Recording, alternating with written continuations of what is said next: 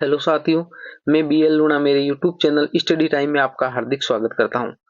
आज हम इस क्लास के अंदर जो काल पढ़ रहे थे उससे आगे वाला जो पार्ट है वो पढ़ेंगे। यानी पिछली क्लास के अंदर हमने जो भूतकाल थे उस भूतकाल के 6 जो भाग थे, यानी भूतकाल के जो 6 भाग थे उसके बारे में हमने अध्ययन कर लिया। इसके अंदर हम वर्तमान काल और भविष्य काल उसके बारे में अध्ययन करेंगे। तो वर्तमान काल है, उस वर्तमान काल को कितने भागों में विभाजित किया गया है? तो वर्तमान काल के 3 भाग है और भविष्य काल है उसके भी 3 भाग है। यानी भूतकाल है, उस भूतकाल के 6 भाग है। भूतकाल के 6 भाग थे, बाकी वर्तमान के और इस भविष्य के उसके क्या है? 3-3 भाग ही है। तो इसके बारे में हम इस वीडियो में आज अध्ययन करेंगे। तो अभी से कर दीजिए मेरी वीडियो को लाइक और चैनल को कर लीजिए सब्सक्राइब, ताकि मेरे आने वाले हर वीडियो का नोटिफिकेशन आपको मिलता रहे, क्योंकि मैं इस पे आपको संपूर्ण हिंदी व्याकरण करवाऊंगा। तो अभी से आप इसको लाइक करके रखे, चैनल को सब्सक्राइब करके रखे और वीडियो को लाइक करें, ज्यादा से ज्यादा इसको शेयर कर दे।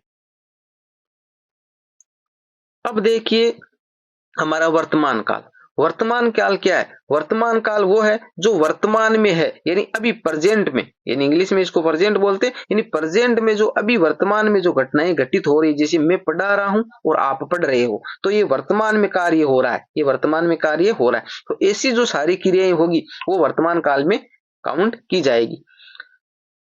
क्रिया का वह रूप जिससे उसके बीत रहे समय में होने तथा उसकी अपूर्णता का बोध होता है उसे वर्तमान काल के नाम से जाना जाता है। उदाहरण देखिए, उदाहरण है राकेश पुस्तक पढ़ता है। राकेश पुस्तक पढ़ता है। दूसरा है शायद, यहां पर शायद इस प्रकार है, ये शायद थोड़ा यहां पर मिस्टेक हो रखा है, शायद है। शायद राकेश पुस्तक पढ़ रहा होगा। पढ़ रहा होगा। राकेश पुस्तक पढ़ रहा है। राकेश पुस्तक पढ़ रहा है। दूसरा, सूर्य पूर्व में उदय होता है। तो अब यहां पर देखो, एक में जैसे लास्ट में ये वाक्य है ना, वहां यहां देखो, यहां पर सभी इसमें आया ता है। इसमें क्या आया? ता है। इसमें आया रहा होगा। रहा होगा। इसमें आया रहा है। यानी ये जो 3 वाक्य हमने लिए, ठीक है। अब यहां पर देखो वापिस ता है आ गया, ठीक है। तो ये 3 कंडीशनें पैदा हो रही है। ता है, रहा होगा, रहा होगा, या रहा है, या रही है, या रहे है, इस प्रकार के वाक्य आएंगे, ठीक है। तो ये 3 कंडीशनें पैदा हो रही है और 3 उदाहरण मैंने अलग अलग लिए हैं, क्योंकि आगे जो पढ़ेंगे वो 3 जो वर्तमान काल के भाग किए गए वो इसी के आधार पर है। आगे देखो,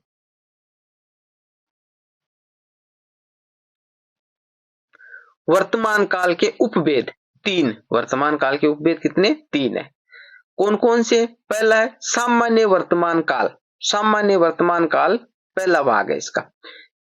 परिभाषा में दे रखा क्रिया का वह रूप, क्रिया का वह रूप जिससे दैनिक स्वभाव आचरण सार्वभौमिक सत्य या क्रिया की सामान्य अवस्था का बीत रहे समय में बोध हो, सामान्य वर्तमान काल होता है। कहने का मतलब यह है कि कार्य है वो पूरा नहीं हुआ है, अभी वर्तमान में चल रहा है, पूरा नहीं हुआ है, यानी ना तो वो बीता है और ना वो भविष्य में होगा, बीच की स्थिति है। यानी बीच की स्थिति जो चल रही है वर्तमान में, वो सारी कंडीशनें वर्तमान काल में शामिल होगी। दूसरी बात, ये सार्वभौमिक सत्य है। सार्वभौमिक सत्य का मतलब है, जैसे हम कहें सूर्य पूर्व से उदय होता है, सूर्य पूर्व से उदय होता है। अब सूर्य पूर्व से उदय होता है का मतलब है कि ये सार्वभौमिक सत्य है कि शुरुआत से ही हम देखते आ रहे हैं कि सूर्य हमेशा पूर्व से ही उदय होता है। तो इस प्रकार की जो घटनाएं हैं वो अपने आप में सत्य है, शुरू से चलती आ रही है और अभी वर्तमान में चल रही है और भविष्य में भी ऐसे ही चलेगी, यानी तीनों काल में वो एक जैसी ही रहेगी। तो वो सारी कंडीशनें किसमें आएगी? सार्वभौमिक सत्य में आएगी। सार्वभौमिक सत्य सामान्य वर्तमान काल में ही आता है, पर ये घटनाएं हैं वो सारी, वो क्यों? क्योंकि भाई पीछे की बात करें, हम भूत की बात करें, तो भूतकाल में बात करें तो भी ऐसा ही होता था कि पहले भी सूर्य है वो पूर्व से उदय होता था, पूर्व से उदय होता। वर्तमान में भी वो क्या है? वर्तमान में भी यही कहानी है कि वो वर्तमान में भी पूर्व से उदय होता है और भविष्य में भी क्या होगा? वो भविष्य में भी पूर्व से उदय होगा, पूर्व से उदय होगा। तीनों कंडीशनों में वो एक जैसे रहेगा। फिर भी उसको शामिल किसमें करना है? उसको शामिल हमें सामान्य वर्तमान काल में ही करना है, सामान्य वर्तमान काल में ही करना है। तो ये बात आपको अच्छे से ध्यान रखनी। उदाहरण देखिए,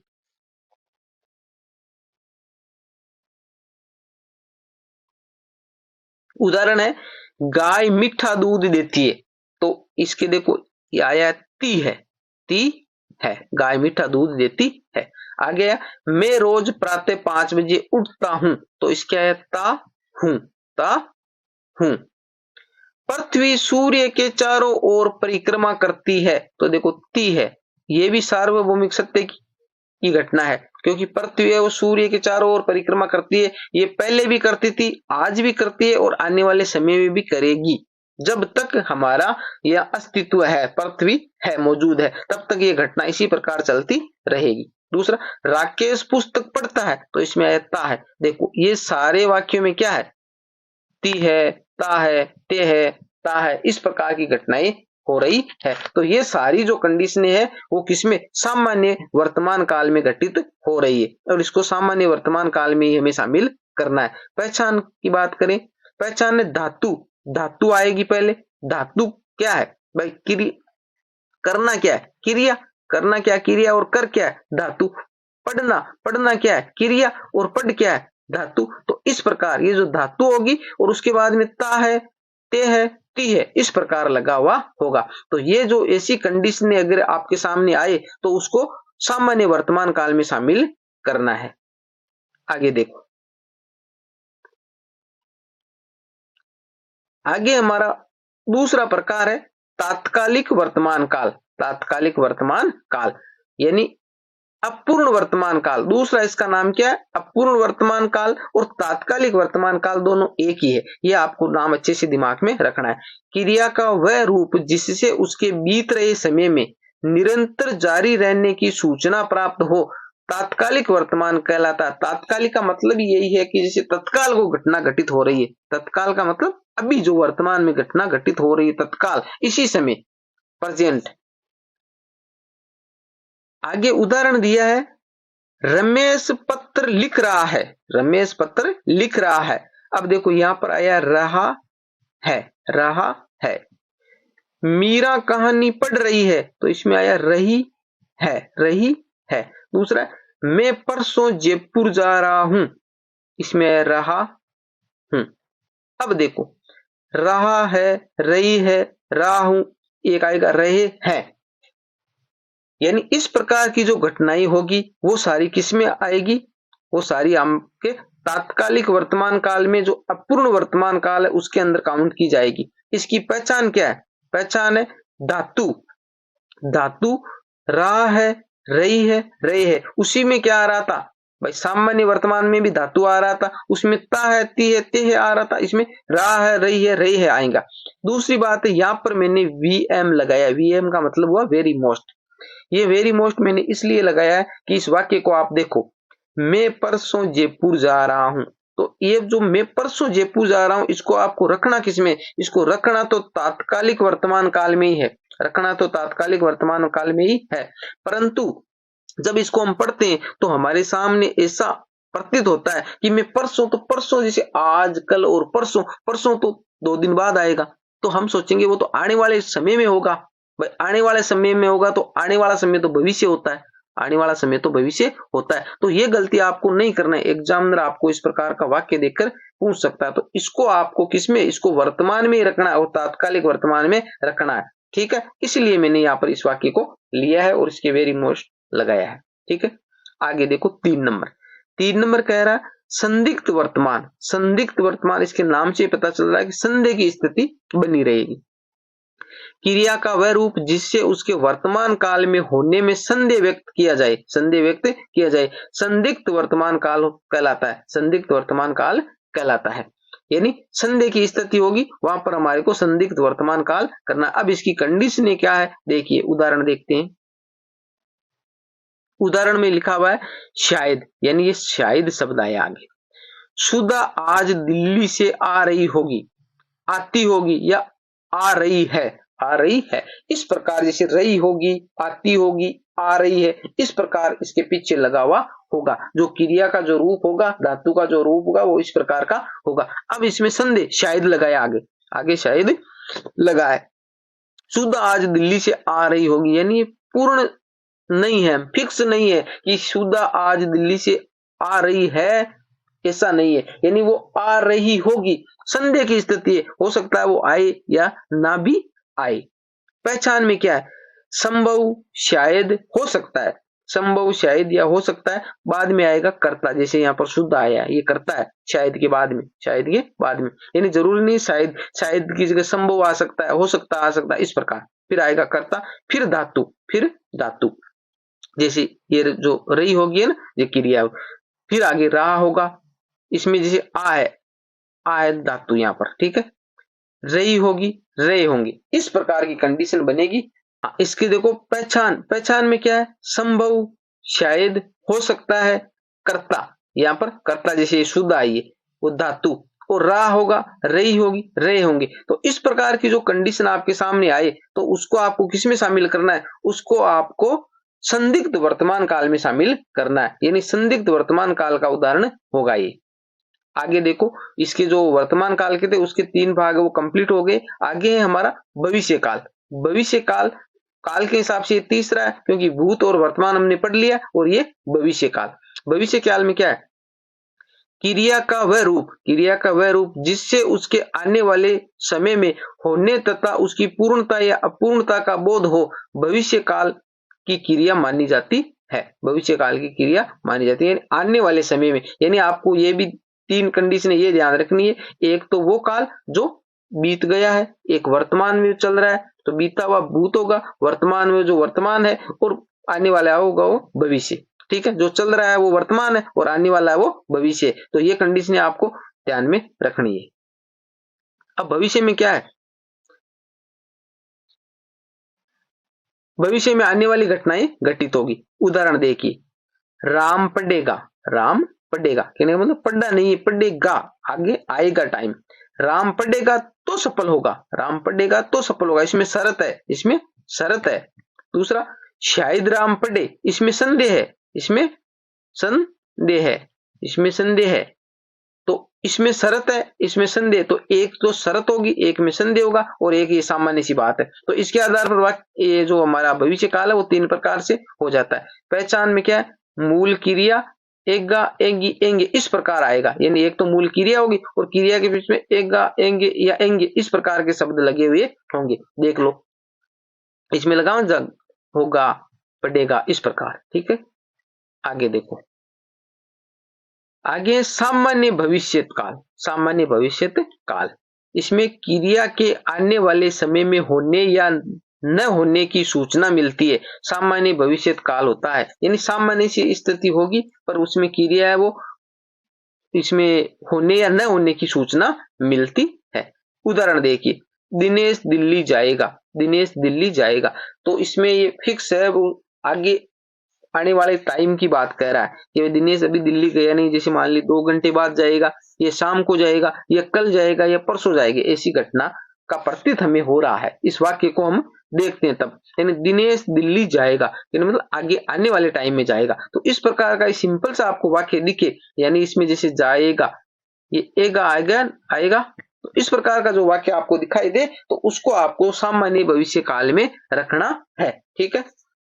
दूसरा देखो, संभाव्य भविष्यत काल, संभाव्य भविष्यत काल, क्रिया का वह रूप जिससे उसके आने वाले समय में होने के प्रति संभावना, यानी हो सकता है वो काम हो, व्यक्त की जाए, संभाव्य भविष्यत काल होता है, संभाव्य भविष्यत काल होता है, यानी उसमें हमारे को संभावना लगे कि भाई वो काम है वो हो सकता है, जैसे मान लिया कि भाई हो सकता है कि वो पास हो जाए, इस प्रकार की जो घटनाएं है उसमें संदेह की स्थिति। तो इसमें पहचान क्या है, शायद, संभव है, हो सकता है, इस प्रकार का आगे शब्द लगा हुआ होगा, बाद में उसका आएगा कर्ता। फिर है धातु का बहुवचन रूप, धातु का कौन सा रूप आएगा, बहुवचन रूप आएगा, ठीक है। उदाहरण देखो, शायद मोहन जंगल में एक शेर देखे, तो देखो यहां पर ये देखे ना, बहुवचन रूप है, बहुवचन रूप है। हो सकता है राधा कहानी सुनाए, ये सुनाए भी बहुवचन रूप है। तो हमारे को जो धातु है उस धातु का बहुवचन रूप रखना है, ठीक है। तो धातु का जहां भी बहुवचन रूप हो, धातु का बहुवचन रूप हो, तो उसको हमें आगे शायद संभव या हो सकता है ऐसा लगा हुआ, और धातु का बहुवचन रूप हो तो उसको भविष्यत काल, जो संभाव्य भविष्यत काल है उसके अंदर उसको शामिल करना है, संभाव्य भविष्यत काल के अंदर शामिल करना है। आगे 3 नंबर देखिए, हेतु हेतु मध्य भविष्यत काल। हेतु हेतु मध्य भविष्यत काल, हेतु का मतलब होता है कारण या शरत, जो अभी मैंने आपको बताया था शरत वाले वाक्य, ठीक है, यानी उसमें शरत होगी, तो इसमें या तो कोई कारण होगा या उसके लिए कोई शरत रखी जाएगी। जहां आने वाले समय में क्रिया के होने या न होने के साथ किसी कारण या शरत का उल्लेख हो, हेतु हेतु मध्य भविष्यत काल होता है। यानी आने वाले समय कौन सा होगा, आगे आएगा भाई, आने वाला होगा, आने वाला समय क्या होगा, आगे आने वाला होगा, और उसके साथ में क्या होगी, शरत होगी, समय आगे आएगा और उसके साथ में भी शरत होगी। ऐसे जो वाक्य होंगे उसको हेतु हेतु मध्य भविष्य काल में रखना है। उदाहरण देखिए, उदाहरण में दे रखा है, वह आएगा तो मैं जाऊंगा, वह आएगा तो मैं जाऊंगा। अब देखो इस वाक्य को आप पढ़ते हो तो आपको ऐसा प्रतीत होता है कि ना तो इसके अंदर वर्तमान की बात हो रही है, ना तो वर्तमान की बात हो रही है और ना ही भूत की बात हो रही है, ठीक है, क्योंकि ना तो इसमें वर्तमान है और ना ही भूत है। हाँ, बात वर्तमान में जरूर हो रही है, जैसे दो दोस्त है वो आपस में बातें कर रहे हैं, भाई बातें कर रहे हैं कि भाई किसी से कोई दोस्त मिलता है तो वो बोलता है कि यार तू गया नहीं, तो ये बोलता है कि वो आएगा तो मैं जाऊंगा, जैसे कहीं गांव जाने की या किसी पार्टी में जाने की, किसी की भी बात हो रही हो, तो ये कह रहा है, जैसे वह की जगह हम लिख दे मोहन आएगा तो मैं जाऊंगा, यानी इसने एक शर्त रखी है कि भाई उसमें जाऊंगा मैं, जैसे कोई पार्टी है तो मैं जाऊंगा तो जरूर, पर उसके लिए एक शर्त है कि मोहन आएगा तो ही मैं जाऊंगा। तो अब वर्तमान में बात हो रही है पर वर्तमान में जाने की बात नहीं हो रही है, कह रहा भविष्य की बात हो रही है, भाई मोहन आएगा तो अभी आया नहीं है, जैसे 1 घंटे बाद आए या 2 घंटे बाद आए, शाम को आए, सुबह आए, कभी भी आए वो, पर वो आएगा, अभी बात वर्तमान की नहीं, ना ही वो भूत की बात कर रहा है। तो इस वाक्य को पढ़ने से हमें पता चल रहा है, दूसरी बात शरत हमें दिखाई दे रही है, यानी वो आएगा तो मैं जाऊंगा, इसने ये शरत रख दी कि वो अगर नहीं आएगा तो मैं नहीं जाऊंगा। दूसरा देखो, गुरुजी पढ़ाएंगे तो मैं पढ़ूंगा, यानी गुरु, इसने एक शरत रखी है, भाई मैं अपने आप नहीं पढ़ूंगा, अपने आप नहीं पढ़ूंगा, गुरुजी अगर पढ़ाएंगे तो ही मैं पढ़ूंगा, अगर गुरुजी नहीं पढ़ाएंगे तो मैं नहीं पढ़ूंगा, गुरुजी नहीं पढ़ाएंगे तो मैं नहीं पढ़ूंगा। तो इस प्रकार की जो शरत हो, और पीछे देखो ये जो गा लगा हुआ नहीं, ठीक है, जाऊंगा, पढ़ूंगा, इस प्रकार के जो वाक्य आए, ठीक है, तो उसको आपको हेतु हेतु मध्य भविष्य काल में शामिल करना है। अब देखो ये वर्तमान काल, भूतकाल और भविष्य काल, तीनों काल के बारे में हमने अच्छे से पढ़ लिया है, तीनों काल कंप्लीट हो गए। अगर फिर भी आपको किसी भी प्रकार का डाउट रहता है, अगर क्लास आपको समझ में नहीं आई, किसी भी प्रकार का कहीं डाउट है, तो आप मेरे को कमेंट बॉक्स में पूछ सकते हो, जब भी मेरे को टाइम मिलेगा आपको मैं उसका रिप्लाई जरूर दूंगा। अगर क्लास अच्छी लगती है तो आप लाइक जरूर करें, लाइक बहुत ही, क्लास आप देखते हो पर लाइक नहीं करते हो, लाइक करें, चैनल को सब्सक्राइब कर ले, बेल आइकन पर प्रेस कर ले, ताकि मेरे आने वाले हर वीडियो का नोटिफिकेशन आपको मिल जाए, क्योंकि इस पे आपको संपूर्ण हिंदी व्याकरण करवाऊंगा। उम्मीद करता हूँ ये क्लास आपको अच्छी लगी होगी, अगर अच्छी लगी है तो इसको ज्यादा से ज्यादा शेयर भी करें। मिलते हैं अगली वीडियो में, तब तक के लिए जय भीम, जय भारत।